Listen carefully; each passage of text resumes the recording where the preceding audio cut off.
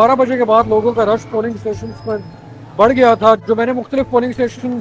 पे जाके देखा, कुछ जगह हैं जहाँ पे लोगों को कुछ शिकायत हैं, जैसे कि जो वोटर्स हैं वो आ रहे हैं, उनकी एक बड़ी शिकायत ये है कि उनको अपना वोट तलाश करने में मुश्किल हो रही है, क्योंकि उनका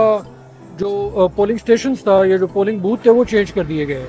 जो मोबाइल फ़ोन सर्विसेज मुअत्तल हो गई, उसकी वजह से लोगों को रब्ता करने में और फिर अपने मुतल्लिका पोलिंग स्टेशन को ढूंढने में काफ़ी मुश्किल का सामना है। इसके अलावा जो है वो वोटिंग ज़्यादातर स्मूथ ही चलती रही है। सिक्योरिटी के जो मामलात हैं वो ज़्यादातर स्मूथ रहे।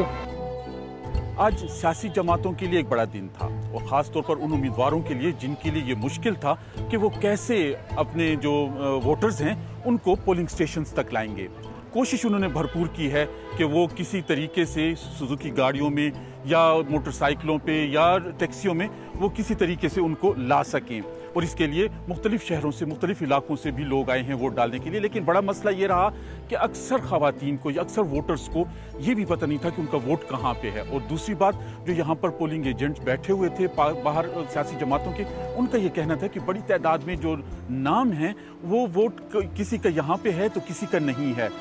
जब से आम इंतखाबात के लिए इलेक्शन कमीशन ने शेड्यूल का ऐलान किया तो उस वक्त से कोयटा समेत बलूचिस्तान के मुख्तलिफ इलाकों में जो इंतखाबी सरगर्मियां हैं उनको निशाना बनाया जाता रहा। गुज़िश्ता रोज जो किला सैफुल्लाह का इलाका था और पशीन का इलाका था, उसमें बड़ी तादाद में हलाकतें भी हुई। तमाम सरकारी हुकाम का कहना है कि उन्होंने बलूचिस्तान में पुरअमन इंतखाबात के इनेकाद के लिए, सिक्योरिटी के लिए बड़े पैमाने पर इक़दाम किए हैं। आज मोबाइल नेटवर्क न होने की वजह से भी और एक दहशतज़दा माहौल ऑलरेडी क्रिएट की गई है, तो उसकी वजह से जो है ना उस तरह की कास्टिंग, जिस तरह का हमें गुमान था 40% वो कास्टिंग हमारा रेशो होगा, मगर अब वो आकर इंतहाई खतरनाक कम तरीन सतह पर मेरी नुक्ता नज़र के मुताबिक तकरीबन 10 से 15% पे जो है ना कास्टिंग रेशो आके रुक चुका है। जो हमें सबसे ज़्यादा जो शिकायत हमें मिली वो पीटीआई या इमरान खान के सपोर्टर्स की जानिब से, जिनका कहना था कि उनका एक बहुत ज़्यादा इन्हसार जो है वो पीटीआई की ऐप पर और इंटरनेट के पर था, जो कि आज उनके पास मौजूद नहीं था, उनको प्रॉब्लम्स हुए। इसके अलावा फैमिलीज़ हैं, उनसे बात हुई, उनका भी ये कहना था कि कनेक्टिविटी का जो मसला है वो उनको ट्रांसपोर्ट में भी फेस करना पड़ा, और इसके साथ साथ उनको राब्तों में भी, अपनी फैमिली मेम्बर्स के साथ राब्तों में भी कनेक्टिविटी की वजह से उनको मुश्किलात का सामना करना पड़ा। जो पॉलिटिकल एजेंट्स यहाँ पर बैठे हुए थे मुख्तलिफ पार्टीज़ के, उन्होंने भी इसी किस्म की शिकायत की और उन्होंने कहा कि उन्होंने मुकम्मल तौर पर उन्हें जो मैनुअल लिस्टें हैं वोटर्स के लिए उन पर इन्हसार करना पड़ा, और उसमें भी बहुत टाइम उनका ज़ाया हुआ और एक बहुत प्रोसेस जो है वो बहुत तवील हो गया। तहरीक इंसाफ की जो क़यादत है, उनका कहना है कि जो इंटरनेट सर्विस की मुअत्तली हुई है उसकी वजह से उन्हें मुश्किलात का सामना है,